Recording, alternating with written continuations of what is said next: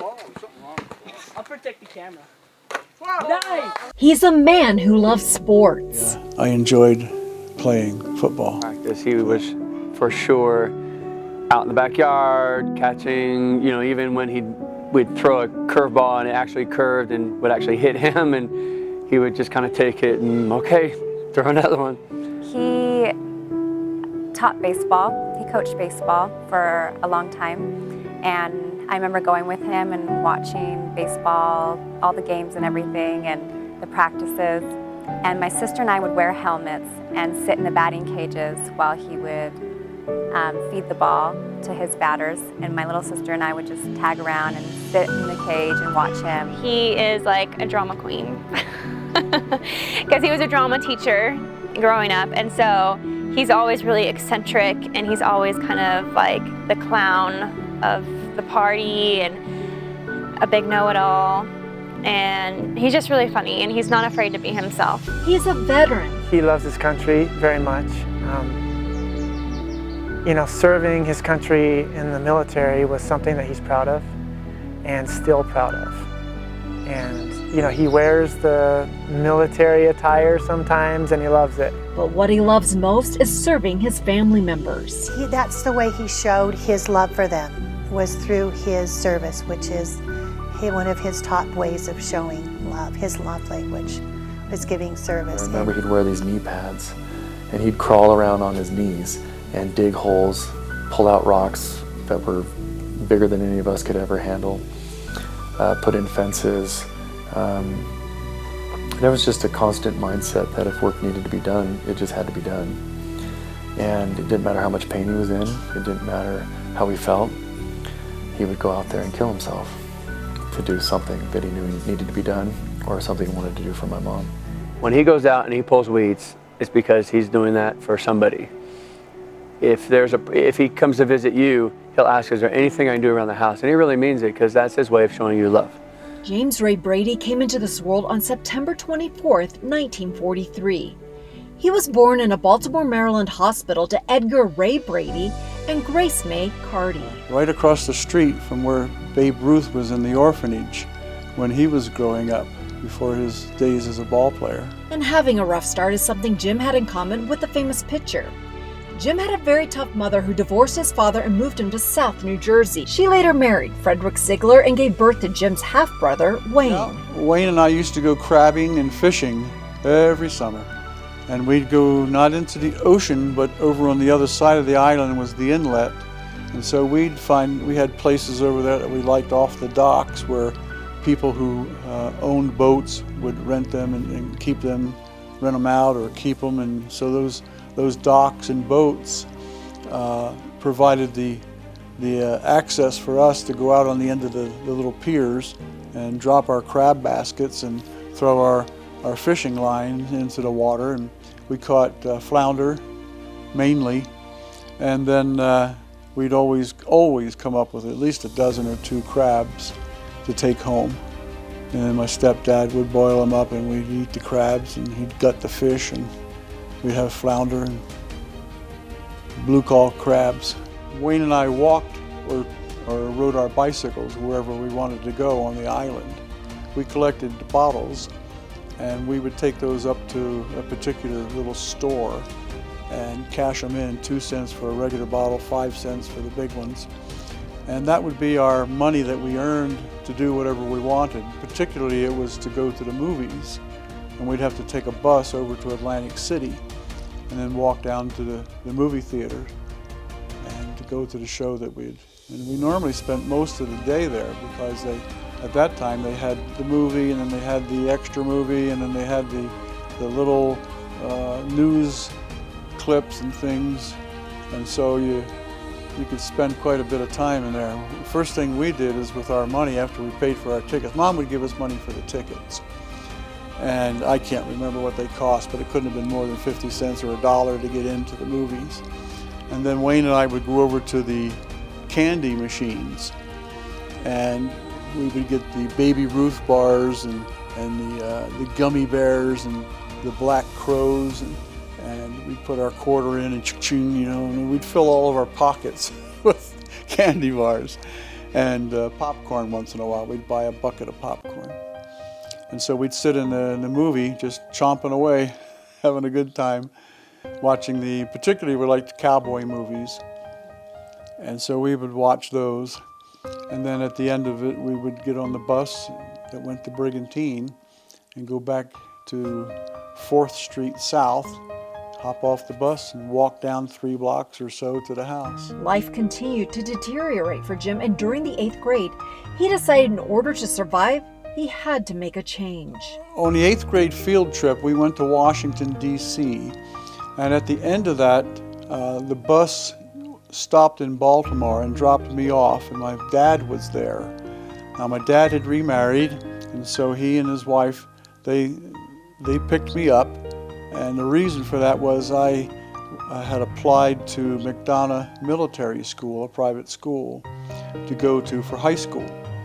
Things at home were pretty bad in terms of physical punishments and whatnot, drinking, and so I had called my dad probably the year before I graduated, and had talked to him on the phone. I went down to the market and what do you call that, reverse called, and so he paid for it. I didn't have any money. Collect call, yeah. And so I collect called him and poured out my woes, and so he, unbeknownst to me, he had contacted McDonough Military School, and he had talked to Mom that if I were accepted, would she allow me to go to Baltimore? And I found out years and years later that she said, yeah, but he can't live with you. And so Dad hooked me up with being a boarding student, which means I lived at school. And then on Friday nights, if I didn't have any demerits, I could go home to his house for the weekend. His father gave him a safe place to be while introducing him to the gospel. You know, most of my life, my dad's always been a really good positive influence and a really strong spiritual, pillar, I guess I could say, in my life. Young Jim thrived in boarding school. I must have been a fairly bright student. They put me in all the A classes of the different subjects, and little by little I worked my way down. I really didn't know how to study. I just went on, ability, and so I wound up in tutoring, and so that made a big difference because I learned how to study. As his grades improved, so did his athletic ability. He won every long jumping event at his high school track meets. I remember my coach coming to me at the end of the season saying, Jim, you almost earned your varsity letter. I said, what? He said, you needed, let's say 27 points. You had 24. I said, well, why didn't somebody say something during this season? I had no idea there was a point schedule or something to that effect to earn a varsity letter. And he just kind of, well, I guess I should have mentioned it to you. So I didn't earn a varsity letter because of that. I didn't have enough points. It was a tough realization, but it did not hold Jim back. After graduating high school in the spring of 1961, he made his way to Provo, Utah to attend Brigham Young University, where he met and briefly married a girl.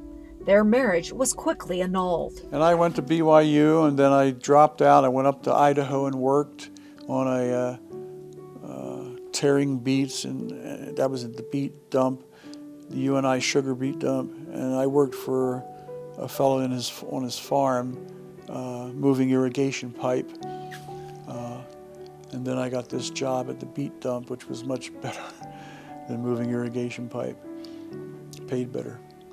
And so it was during that time that I lived in a semi-hotel type of thing, and I boarded there and ate my meals at a little restaurant that had a ticket you could buy, and you saved money if you bought the ticket type of thing.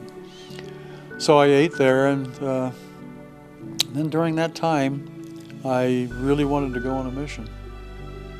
And I called my bishop back in Baltimore, who has since passed away. But he said, well, come on home, we'll talk. And so I went home, we talked, and I went on a mission that spring, several months later.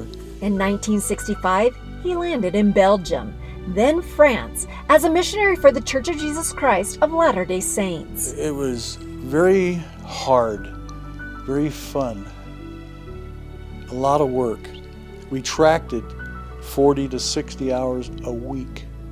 There weren't any referrals in 2.5 years. And the half year was given because at that time they didn't have a mission language home like they have now. You went out, the 6 months was given to you to help you learn the mission, then you had 2 years. Whereas I remember we would go down in the early mornings and buy a couple of bottles of yogurt. It took a while to get used to eating yogurt. But once I did, it was yummy. But it was, kind of sour and a little bit different. I'd never eaten yogurt in my whole life. The dear older sister that we tracked it out, my companion and myself, was such a joy.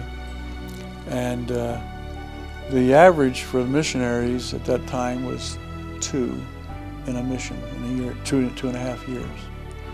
Many missionaries went home with none in 2.5 years. And we were fortunate, I was fortunate, that we had more than that.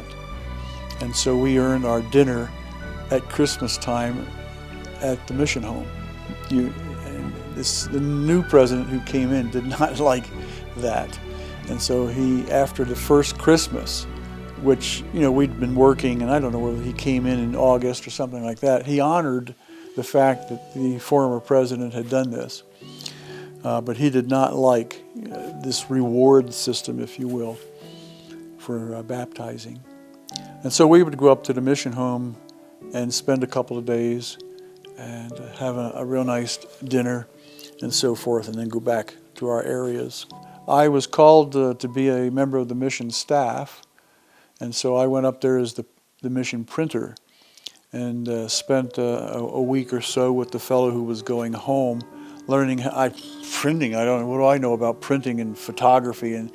And so he taught me everything that he needed to teach me, and I became the mission printer. I don't know if I was good, bad, or ugly, but I do remember I made one grievous error. I had purchased paper, and somewhere in the translation I didn't get the number of thousands of pieces of paper that I ordered, and the mission president just about came unglued when he saw the bill. And I sat there and I cried. I said, President, I had no idea. Anyway, he forgave me, paid the bill. I don't think to this day they probably had to buy more paper. They were wonderful memories he carried with him when he returned to BYU as a student studying drama. I'm in a play. It's a graduate production. I was a drama theater major. And lo and behold, who do I meet? Susan Elaine Hardy. And I had dated half the cast because there was a whole chorus of girls. It was a Greek tragedy. I don't remember the name of Persephone or something like that. And so, lo and behold, I had dated and dated and dated. And she was the last girl that I asked out. And she just had a feisty kind of a way about her. And he was wearing a Greek costume that looks like a girl's dress nowadays. And I remember that we just had a couple of little conversations back and forth. He was wearing this outfit without tights on, so his, legs were showing, his bare legs, and I think I told him that, he might need to shave his legs, and he kind of laughed at that. And then later, he needed a safety pin to hold up something that wasn't right with his costume. So he was asking around for him, and he asked me, and I had one. So I gave him a safety pin during a performance or right before, and told him I wanted to get that pin back afterwards. So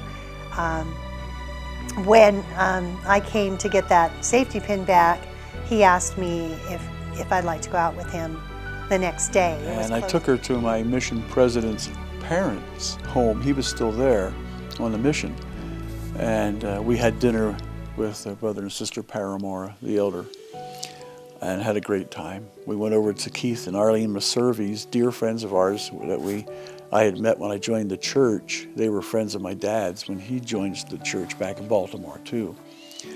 And so we went over there and this was prior to family home evenings. This was a Sunday evening. And so they had, in essence, a family home evening on Sundays. And so I played the guitar and sang, and we had a great time at their home, had dinner and all. And then they liked her personality.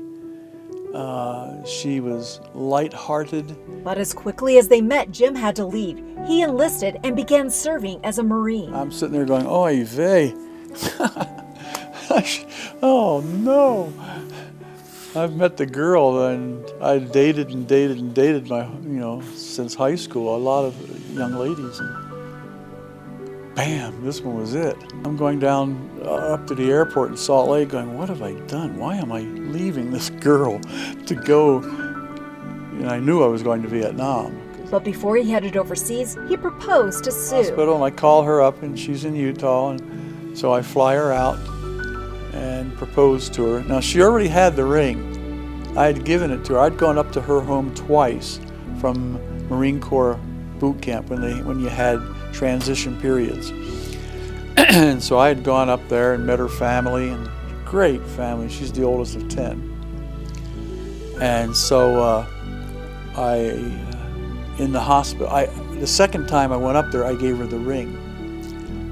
And her mother was not opposed to me, but she said, you're going to Vietnam. It's not fair to keep Susan away from basically society, engaged, and you don't know if you're even going to come back. And so she agreed with her mother to keep the ring, but would not wear it. So I gave her the diamond ring, and I had bought that on my mission, by the way.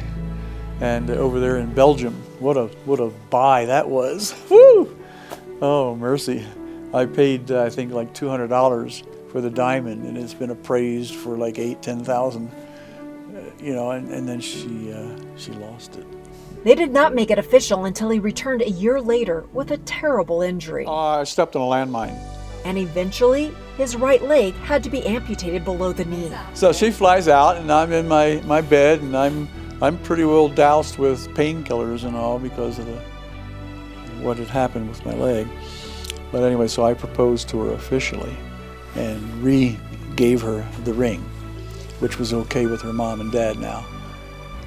And so she went home engaged to me, and I had no problem with the fact that he was injured, and he just kind of dismissed it as, oh, I just had this little problem over there, and they sent me home, I'm done, and so now I can move on with my life. But he was very concerned that I would maybe not feel the same way, because he had seen a lot of spouses and girlfriends of servicemen come to Philly, and you could tell that they were devastated by what had happened to their potential spouse or their mate and couldn't deal with it. So he told me, I had kept the ring in secret all these months while he was gone at my parents' wish, and brought it with me when I came, that if I had any problem with accepting him with this disability that he was going to have, to let him know now, and I could walk away, and he and I and our both sets of parents were the only people that really knew about the engagement. So it gave me it gave him the confidence to know that if I had a problem with it, I could just walk away, and that would be the end of it. And I told him, I said, I'm not in love with your foot. I'm in love with you, everything that you represent. So it was not a problem at all, and the ring came out, and he put it on my finger, and we kissed, and everything was fine. So we never let it get in the way of our future plans. On June 7th, 1969, Jim and Sue were married for time and all eternity in the Oakland, California temple. And I felt like I knew his spirit, and he was wanting to do all the right things. He wanted to have a family. We didn't really discuss numbers of children. We both knew that we just would love to have a family, and he indicated he'd love to have a big family, and I said, I'm okay with that. You know, I came from a big family. I was the oldest of 10, so I loved the life of a big family. And so we had talked about that. We had talked about his mission and how he was so devoted to his Heavenly Father, and that was so important to me, that he had that spiritual strength, and he did.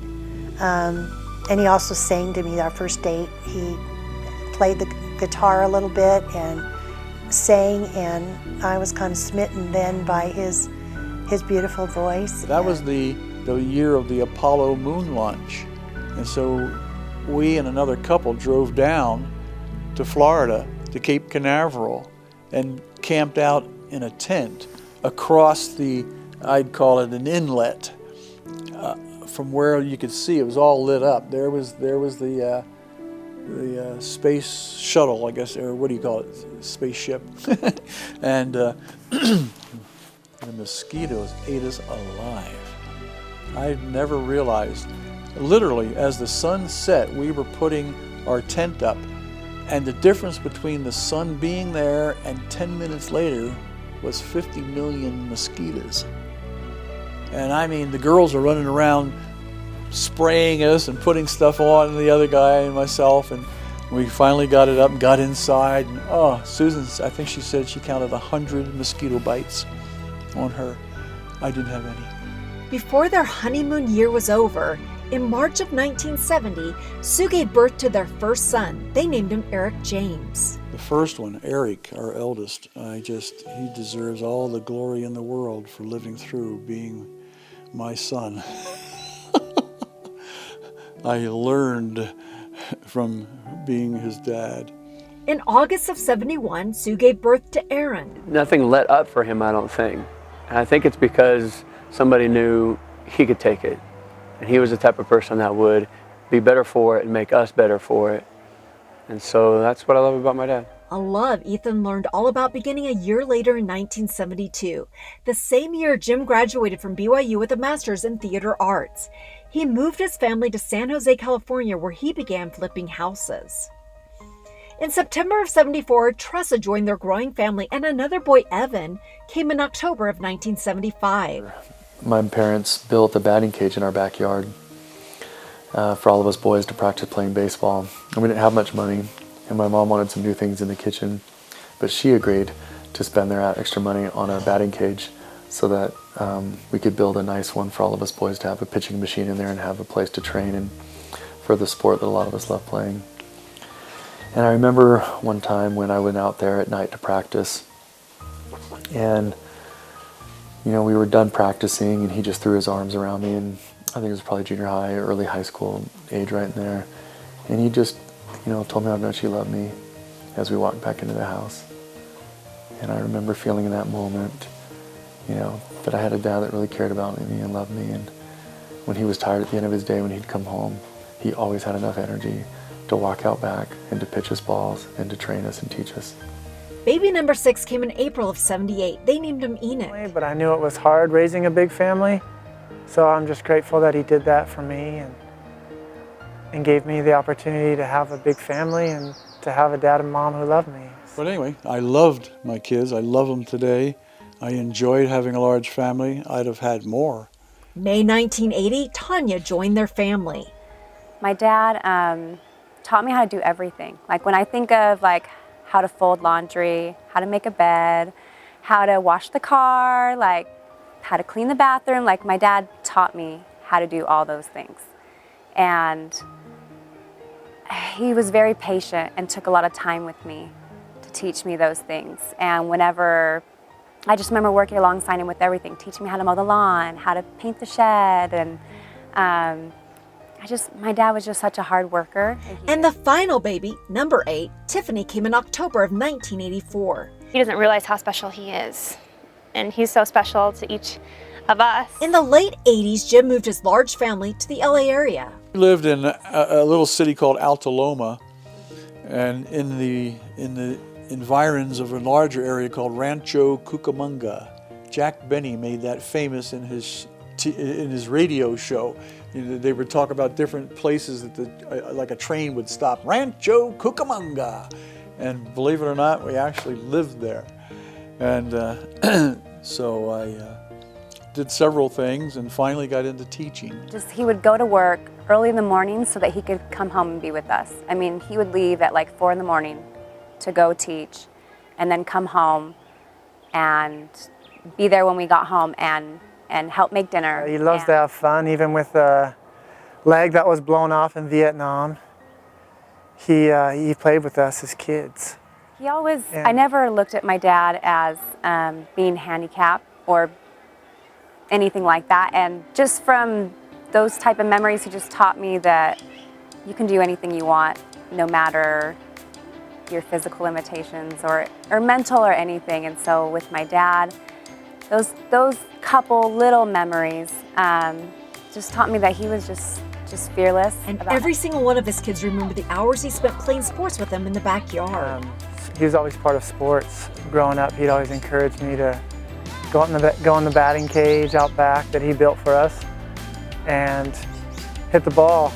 And we'd pick up 2-3 buckets of balls after we were done, and he would go for more if I wanted him to. So he was always willing to do what I wanted to do and push me in things that he knew I would enjoy. So. My brother and I were on the same team, and my dad had coached us, and he was there at every game.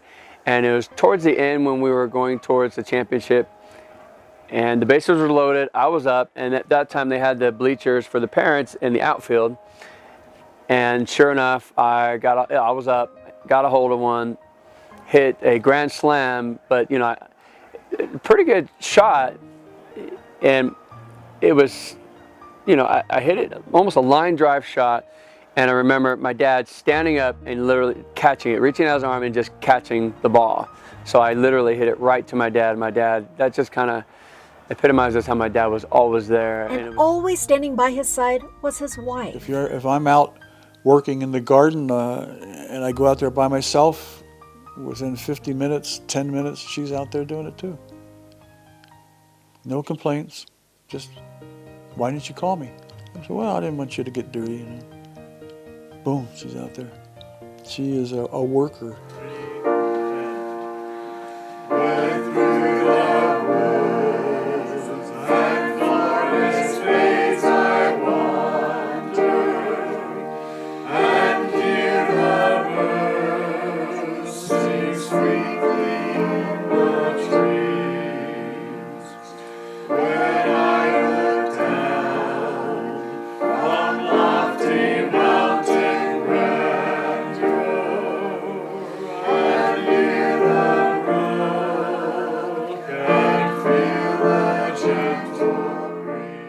And how I've never ever saw my parents fight growing up.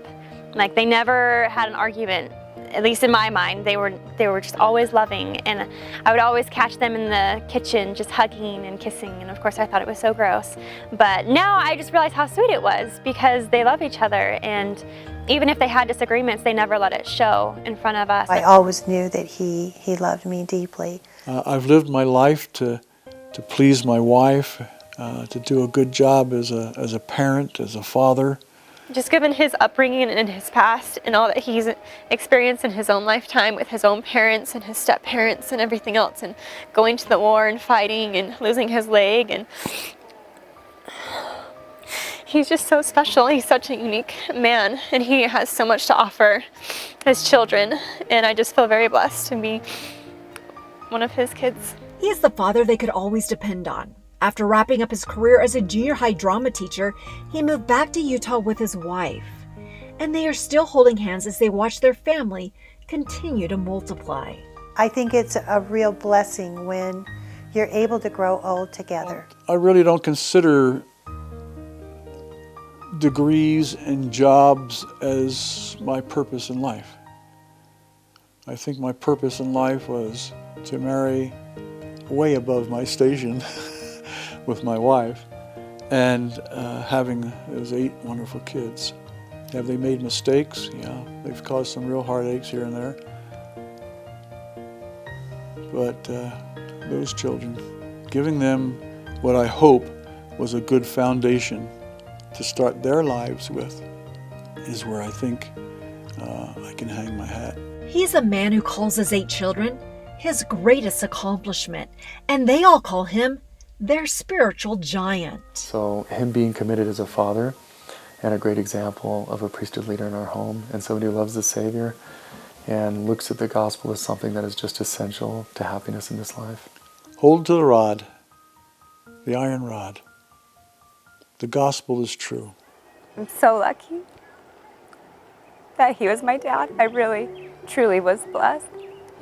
And I just love him. I just love him so much. So grateful for all the time and love that he put into raising us. Go ahead, Christ.